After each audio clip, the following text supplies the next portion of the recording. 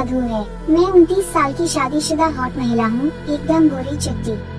अगर अंधेरे कमरे में भी चली जाऊँ तो रोशनी हो जाए। मेरी फिगर अच्छी है, जो किसी को भी घायल करने के लिए काफी है। आप लोग मेरी फिगर से समझ गए होंगे कि मैं कितनी वो हूँ। मेरी यह फिगर 8 मर्दों की अथक मेहनत का परिणाम है। मेरा एक 3 साल का बेटा है, लेकिन मुझे आज तक यह पता नहीं चला कि मेरे बेटे का बाप इन 8 में से कौन है, या फिर 8 ही मेरे बेटे का बाप है।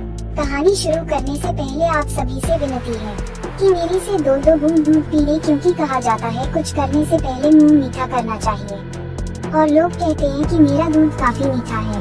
और हाँ, कोई भी 2 बूंद से ज्यादा ना पिए। अगर सारा दूध आप लोग पी लेंगे तो मेरा बेटा भूखा रह जाएगा। अब कहानी पर आती हूँ। मेरी कमसिन जवानी का जलवा। यह कहानी मेरी शादी से पहले की है। मेरा शरीर बचपन से ही भरा पूरा है। जब मैं स्कूल में पढ़ती थी तब मैं जवानी के दहलीज पर पहला कदम रखा और लोगों की गंदी नजर मेरे पर पड़ने लगी थी। जब मैं 10वीं में पढ़ती थी तभी से स्कूल के सारे लड़के मुझ पर मरते थे। लड़के ही नहीं, सारे टीचर भी मुझ पर फिदा थे। मेरा मैथ शुरू से ही खराब था।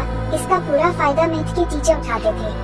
वे जानबूझकर मेरे गालों को ऐंठ देते थे। जब भी वह मुझे अकेली देखते, मेरी गुप्त अंगों को भी छू देते थे। मैं जैसे तैसे 12वीं पास करके कॉलेज गई।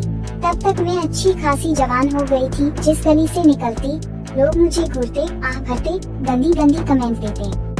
मुझे अब यह अच्छी लगने लगी थी, इसलिए मैं भी जानबूझकर छोटे और टाइट कपड़े पहनने लगी थी। मैं अपने कॉलेज की मॉडल कहलाती थी। मैं कॉलेज पढ़ने नहीं, गंदे कमेंट सुनने जाती थी। गंदे कमेंट सुनकर मेरे अंदर की अंतर्वासना जागने लगी थी। मैं अपने आप को जैसे तैसे संभाल पाती थी। कॉलेज के कई लड़के मुझे संबंध बनाना चाहते थे, लेकिन मैं किसी को भाव नहीं देती थी, या यूँ कहीं कि दिल को कोई भाया नहीं। लेकिन एक लड़का था जिसका नाम संतोष था, जिससे मैं संबंध बनाना चाहती थी और वह भी मुझे चाहता था। लेकिन हमारी बात भी ठीक से नहीं हो पाती थी। हमेशा एक दूसरे को देखकर मुस्कुरा देते। ऐसे करते करते 1 साल निकल गया। मेरा प्यार, मेरा यार। एक दिन मेरे मोबाइल पर एक अनजान नंबर से कॉल आई। जब मैंने फोन उठाया तो सामने से जवाब आया, हाय मधु, मैं संतोष। नाम सुनते ही मैं चौंक गई कि इसे मेरा नंबर कहाँ से मिला। फिर उसने बताया कि मेरी सहेली से लिया। धीरे धीरे हमारी बात होने लगी। पूरा दिन हम फोन पर ही लगे रहते थे। अब कॉलेज में भी हम साथ घूमते रहते। हमारी दोस्ती कब प्यार में बदल गई, हमें पता ही नहीं लगा। धीरे धीरे हम करीब आते गए। हम कहीं भी शुरू हो जाते थे, चाहे वह कॉलेज हो या पार्क, बस हो या सुनसान रास्ता। बस मौके की तलाश में रहते थे। जहाँ मौका मिलता। मेरे पड़ोस में शादी थी। घर से दूर एक फार्म हाउस में थी। शादी में मम्मी, पापा और मैं जाने वाले थे, पर अचानक पापा की तबीयत खराब हो गई। तब मम्मी बोली, बेटा तुम अकेली चली जाओ, मैं तुम्हारे पापा के पास रुकती हूँ। मैं बोली ठीक है, और तैयार होने चली गई। मैं एक जीन्स टॉप पहनकर चली गई। वहाँ जैसे ही पहुँची, सारे दोस्त मुझे दुल्हन के कमरे में ले गए। सब हंसी मजाक कर रहे थे। तभी एक दोस्त बोली, यार तुम यह क्या पहन कर आई हो? मैं बोली, कितनी अच्छी तो है। तब सब कहने लगी कुछ और पहन कर आती। तभी एक सहेली ने छोटी सी स्कर्ट और टॉप लेकर आई। बोली, रानी तू यह पहन ले। मैं बोली, पागल हो गई हो क्या? यह पहनने से अच्छा तो मैं नंगी ही रहूं। सब बोली, यह आइडिया भी बुरा नहीं है, और सब हंसने लगी। जब बारात आने वाली थी तो सारी लड़कियों ने मिलकर मुझे जबरन मिनी स्कर्ट, टॉप और हाई हील की सैंडल पहना दी। स्कर्ट इतनी काफी छोटी थी जिसकी वजह से काफी टाइट थी, और इतनी छोटी थी कि अगर आगे की ओर झुक गई तो मेरी हो जाए, और टॉप तो मानो किसी बच्ची का हो। लग रहा था कि फाड़ कर बाहर आ जाएंगी। कुल मिलाकर कहूँ तो इन कपड़ों में पटाखा लग रही थी।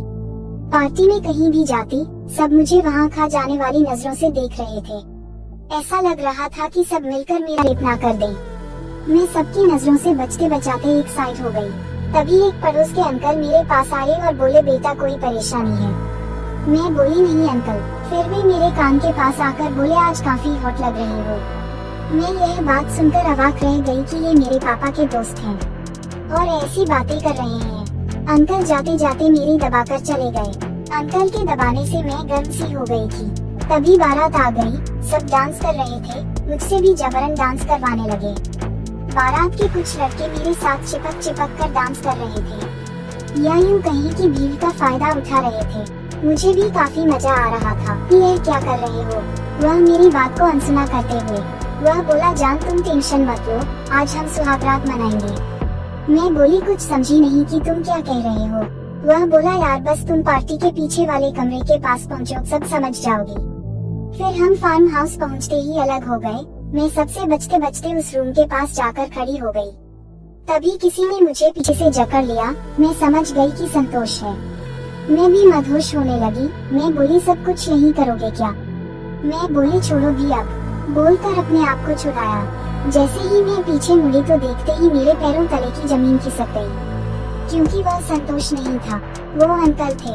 मैं तो शर्म से एकदम लाल हो गई थी। मैं गुस्से में बोली अंकल यह क्या कर रहे थे?